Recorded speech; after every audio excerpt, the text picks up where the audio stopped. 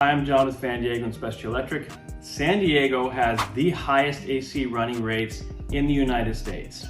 On average, 279% above the average in USA. That's absurdly high. Now those statistics were from 2023, but I'm sure they haven't gone down. We can help you beat the heat for 20 to 30% of the cost of air conditioning. How? With the whole house fan and ceiling fans. With this combination, you are going to be covered year-round, nice and cool and comfortable.